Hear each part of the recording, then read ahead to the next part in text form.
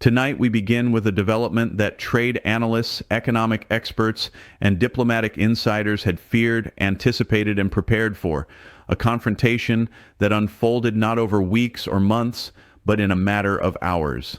Hours that sent shockwaves through North American markets, hours that forced Ottawa into emergency consultations, hours that redefined the trajectory of Canada-U.S. relations for months to come. What Donald Trump did today crossed a line that Canadian officials had hoped would hold, and when that line broke, Mark Carney did not hesitate. He responded with clarity, force, and unmistakable resolve. For weeks now, there had been signals, not official statements, not formal diplomatic cables, just signals, that Trump was preparing something unprecedented. Trump has been aggressive on trade, yes, but he has been predictable in his aggression. His moves have followed a certain rhythm, a pattern, almost a choreography. But what set off alarm bells in Ottawa this week was that the pattern went silent. Trade analysts who monitor White House communications know the indicators. The sudden pause in tariff threats, the unexplained delay in scheduled announcements, the quiet repositioning of trade representatives, the sudden shift in rhetoric toward allies, all of that went quiet. And whenever Trump goes quiet on trade, it means something is about to get loud. Canadian officials had been tracking these signals for days. They knew something was coming. They just didn't know when or how severe it would be. The silence from Washington was not peaceful. It was tactical. It was the calm before the storm. And that storm arrived this morning with force that caught even the most prepared analysts off guard. Early this morning, Canadian trade officials detected what they described as an escalatory warning from the White House, including language about Canada-China relations that had not been used in over 2 years. These are the kinds of threats that Trump only deploys when he is signaling something very specific: economic retaliation, diplomatic isolation, or a fundamental restructuring of the bilateral relationship. Observers didn't know which category this fell into, or whether it fell into all three at once. But what they did know was that Trump was changing his posture toward Canada. And when a sitting American president shifts posture on a key ally without explanation, even by a small measure, Ottawa pays attention. Trump's warning was explicit. He stated that any Canadian attempt to strengthen trade ties with China would be met with severe economic consequences. He suggested that Canada was playing both sides. He implied that Ottawa could not be trusted to prioritize the North American relationship. This was not subtle diplomacy. This was a public ultimatum delivered through media channels designed for maximum visibility. The response issued by Mark Carney this afternoon was not normal. It was not routine. It was not symbolic. It was direct. Officials, after emergency cabinet meetings, described Trump's warning as unprecedented in its tone, aggressive in its implications, and perhaps most importantly, fundamentally misrepresentative of Canada's trade priorities. But intimidation only works if the target hesitates. Canada did not. In fact, Carney's response today was among the most forceful we've seen from a Canadian leader toward an American president in modern history. Here's what we know. Within hours of Trump's China warning, Carney convened senior trade officials and prepared a comprehensive rebuttal. This wasn't the typical diplomatic statement expressing concern. This was a systematic dismantling of Trump's accusations, delivered with the precision and clarity that Carney became known for during his years leading central banks. This afternoon, the Prime Minister's office confirmed that Canada would not be accepting ultimatums on its sovereign trade relationships, including specific references to existing agreements that Trump had apparently overlooked. Carney responded before Trump could control the narrative. He addressed the China accusation directly. He outlined Canada's actual trade priorities with documented evidence. He reminded Washington of the billions in American exports that depend on Canadian markets. In other words, Carney targeted the economic pressure points that matter most to Trump's base: the manufacturing jobs in swing states, the agricultural exports that rely on Canadian buyers, the energy infrastructure that connects both nations. This is what made Carney's response so significant. Trump's warning wasn't just rhetorical, it was designed to be actionable. It represented the kind of pressure that could reshape North American trade if left unanswered. And Carney, understanding that fully, responded with force, not recklessly, not impulsively, but strategically. He didn't attack Trump personally. He didn't escalate with matching threats. He hit the economic arguments. He hit the factual inaccuracies. He exposed the contradiction between Trump's demands and American economic interests. And here's where the story becomes even more significant. Trade analysts now believe that Trump's China warning was designed to test the resolve of Canadian leadership after months of tariff pressure.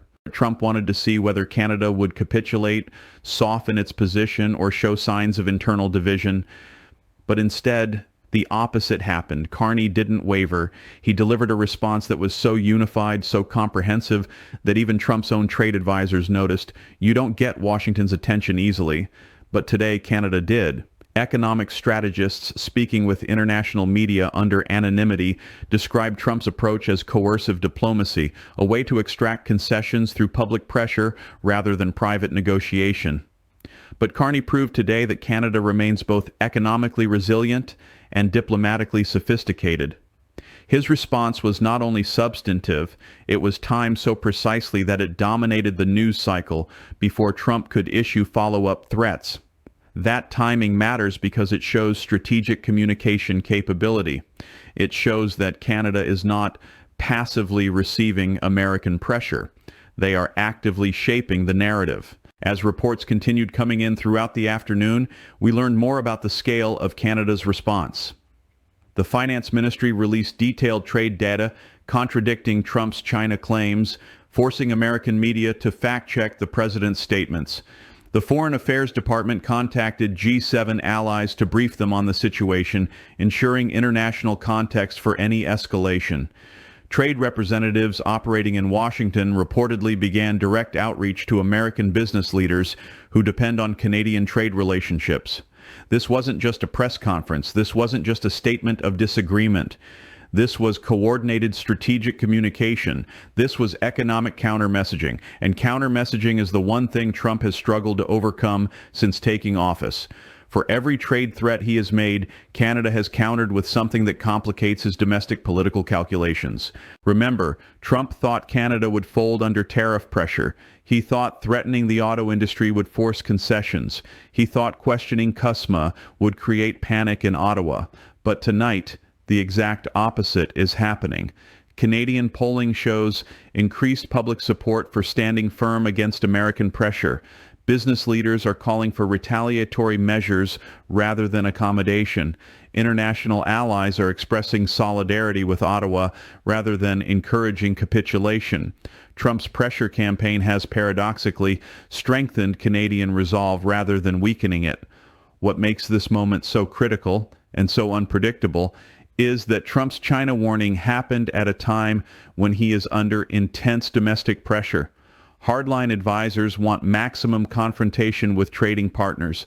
Business interests want stability and predictable trade relationships. Electoral strategists want wins they can sell to swing state voters. And foreign policy hawks want to use trade as leverage against China. Trump is balancing these demands while facing an economy that has shown signs of strain from his tariff policies. And when leaders in that position make sudden moves, they're not doing it from strength, they're doing it from pressure, they're doing it from vulnerability. Carney clearly understood this dynamic. His response was calibrated not just for Canadian audiences, but for the American constituencies that Trump cannot afford to alienate. The statement released by the Prime Minister's office, now circulating through international diplomatic channels, was designed to signal that Canada is not willing to accept false characterizations of its trade relationships. Officials said plainly that Trump's accusations were inconsistent with documented trade realities. That is diplomatic language for, the president is not telling the truth and we have the evidence to prove it. You don't usually hear that tone from Ottawa unless something serious is at stake. The statement went further, noting that Canada's trade relationships are determined by Canadians, not by ultimatums from foreign leaders. This was sovereignty language. This was independence language. This was the kind of statement that signals a fundamental unwillingness to be bullied. Meanwhile, Mark Carney addressed reporters in a measured, confident statement this afternoon. He said, "Canada will not be lectured on our sovereign right to pursue trade relationships that benefit Canadian workers and Canadian families."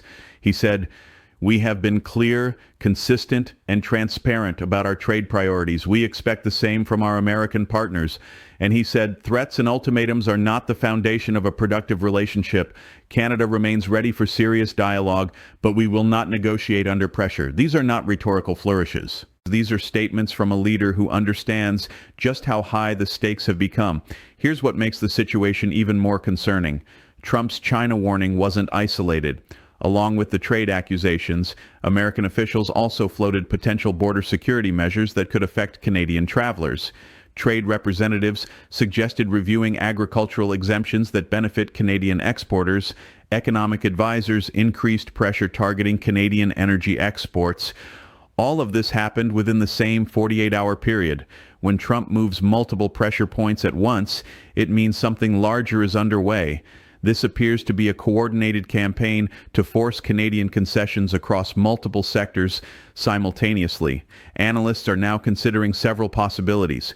One is that Trump is preparing for a major trade announcement and wants Canada positioned defensively. Another is that Trump is attempting to distract from domestic political challenges by creating international confrontation. A third possibility, the one worrying officials the most, is that Trump is attempting to fundamentally restructure North American trade relationships before the next election cycle. But today, Carney took that card off the table. He didn't wait for American media to define the narrative. He didn't allow Trump's accusations to stand unchallenged. He didn't project uncertainty or division. He responded with unified, documented strategic force. What we're watching now is a test of resolve. Trump wants to see whether economic pressure can force Canadian concessions. Canada wants to show that sovereign nations don't accept ultimatums. American business interests want to prevent a trade war that hurts their bottom line, and international observers want to prevent a precedent where major democracies bully allies into submission. The outcome of this confrontation will shape trade relationships for years to come. Tonight, we've heard from trade analysts who are now monitoring both capitals for signs of next moves. They say Trump's team appeared surprised by the speed and comprehensiveness of Canada's response. They say internal discussions in Washington are now focused on whether escalation is politically viable. And they say Trump's decision to issue the China warning publicly is likely part of a broader electoral strategy intended to project toughness on trade. But Canada is not backing down. In fact, Canada is preparing additional responses if escalation continues. Their response today, swift, factual, and strategically communicated, sent a message to Trump that Canada will not be intimidated, and it sent a message to the international community that democracies can stand firm against economic coercion. As the week goes on, we expect more details to emerge about what exactly Trump hoped to achieve with his China warning. But what we do know is that Carney's response was timely. It prevented false narratives from taking hold. It demonstrated Canadian unity and resolve. And it positioned Ottawa as a credible partner for allies watching this confrontation closely. What happens next will depend on what Trump does in the next 72 hours. If he backs down, this moment will be remembered as the day Canada called his bluff. If he escalates, Ottawa has already shown they are fully prepared. They have shown they are ready to respond. And tonight, for the first time in months, Trump appears to be reconsidering. The White House is quiet, too quiet. And when Trump is quiet after a confrontation, it means he is calculating. It means he is choosing his next move carefully. Because tonight, Trump learned something that perhaps he should have known already. Canada is not a junior partner to be bullied. Canada is not a market to be threatened into submission. And Canada, under Mark Carney, will respond to every provocation with clarity, evidence, and strength. This story is far from over. But tonight, one thing is clear. Canada fired back, Canada stood firm, and Canada showed the world what sovereign nations do when faced with ultimatums. And we will be here, watching every detail as the next phase unfolds.